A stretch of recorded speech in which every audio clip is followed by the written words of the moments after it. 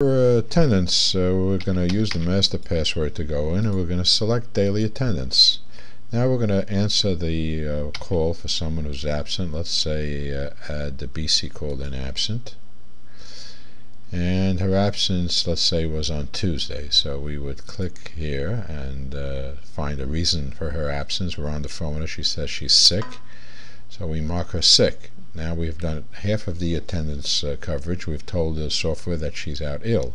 Now we have to find a substitute. So we click here and we click find a substitute.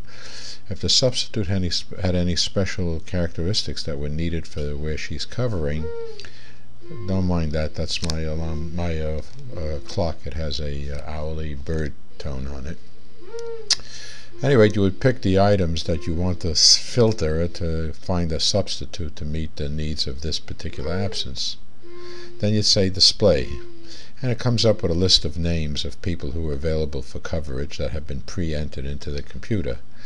Now this is people who have entered this type of coverage for their first choice. If no one was available here, we could come down here and search by second choice to see if someone elected for this coverage is a second choice. And if that didn't work, we could then accept someone who agreed to work a double shift for this coverage. But we do have someone available. That's this Rahman.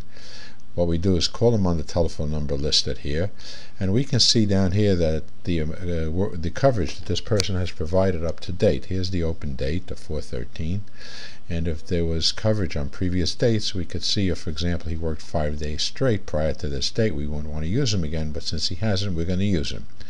So we call him on the phone, we get him on the phone, and we ask him, can he come in? If he says no, we would pick the reason for his refusal and have a permanent record of that. But let's say he says yes, we click assign. Now you'll notice that the color changed from light green to dark green, and as you can see, this absence is now covered. It's as simple as that to do an absence coverage. In addition, the entire year can be displayed, which shows every single day's worth of service and the absences for those days. We can even mark the weekends, and we can view the weekends lined up if we want to see any patterns. For example, here's a Tuesday absence. If there were a lot of Monday absences, this would all be in red down here. A lot of Friday absences, it would be in red, and we can see if there's any patterns of taking 3-day weekends. On this jelly map, we can also see total absence reasons. You can see the reasons are marked in these little boxes. We can see availability. We can see call-in refusals if it's a substitute who refused coverage. And we can also send all of this information to Excel. So if we wanted to see this information in detail, we click here, Send to Excel, and all of this information will appear within a window in Excel with various codes to indicate the coverage.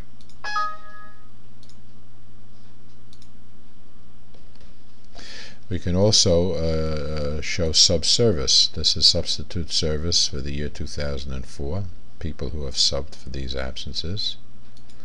We can go back for since the software is put in for coverage for as many years as this software has been here.